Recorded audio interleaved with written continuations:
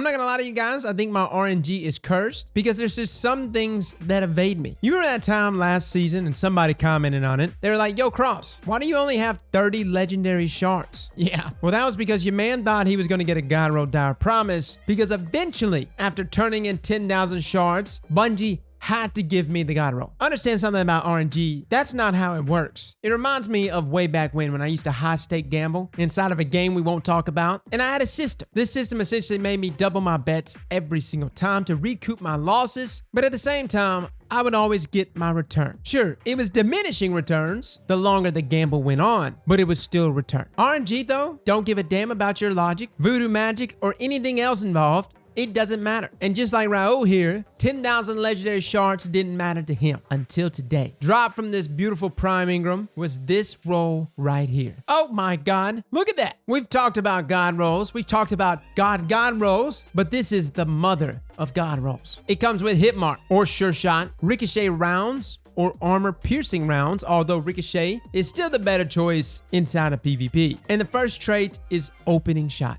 Improve accuracy and range on the opening shot of an attack, combined with, you guessed it, rangefinder. But as an added cherry on top, and this was one thing that was always avoiding me, the masterwork is a beautiful range masterwork. Needless to say, guys, this is a max range 150 round per minute hand cannon that won't be sunset next season. Like when it really boils down to it, 150 round per minute hand cannons. Waking Vigil is my favorite energy. Spare Rations was my favorite kinetic, outside of course, like exotics. Doran's definitely up there, top contender all the way through. But Dyer has always been a fantastic option, but an option that I overlooked simply because I couldn't get the God Roll. Now, there is no straightforward way to farming for these things. Like I said, I went through 10,000 shards, turning them in for legendary Ingrams from Raul, and I would not suggest it. Look, like I said, RNG is fickle. There's no way to predict it. Do you know how many stars had to align to give me this roll right here? Now, this roll stat-wise, and I do like to stay on hit mark, as this actually increases the range and aim assist, which to me is still better than sure shot. Like sure shot's nice, but it knocks down your stability and handling. But stat-wise, we're looking at 63 range and 59 stability. Put that in comparison, that pretty much outpaces all of my godliest roll spare rations. Although I didn't have the godliest rolls, but they were pretty close. This one roll right here, which is probably my furthest reaching spare rations, had 61 range. Now that could have gone a little further with say something like full bore, but again,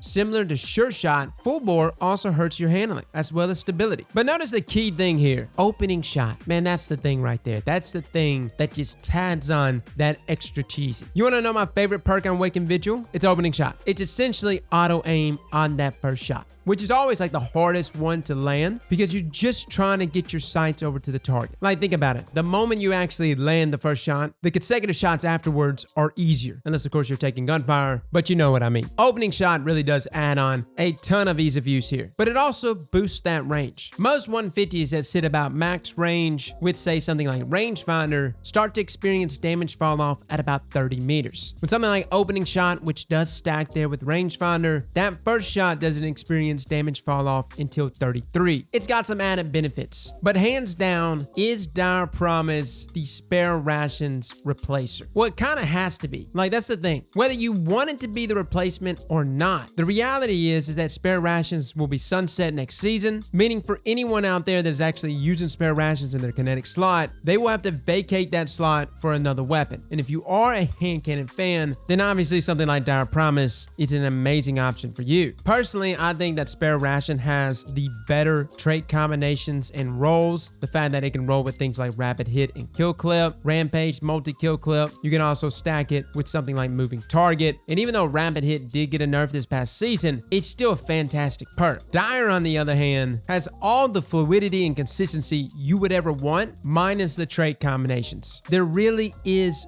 no damage dealing perks outside of Swashbuckler. Like Swashbuckler's good, and Osmosis is good in burn activities inside of PvE, but for the most part, if you're looking for a damage dealing perk, Swashbuckler's pretty much it. Which is why when we refer to the God roll here for our Dire Promise, we just want to overload everything in consistency, aka opening shot, rangefinder combo. It's nasty. Now outside of all of this, which is still a fantastic roll, would I have changed anything on this mother of God rolls that we have in front of us. There is only one thing I would want to change. Just one. Fellas, I've got a crush on high caliber rounds. I've not fully and extensively tested it yet, but high count, at least on my other rolls, are fantastic in 1v1s. No, you don't get the added benefit of extra stability there with ricochet rounds, but if you can live without it, high count does boost the same amount of range as ricochet, and it also provides that increase in flinch against your opponents. Low key, it's kind of meta. Like the next time you find yourself getting flinched to hell and back, I want you to just look up the weapon you're going against and see if they have high caliber rounds equipped.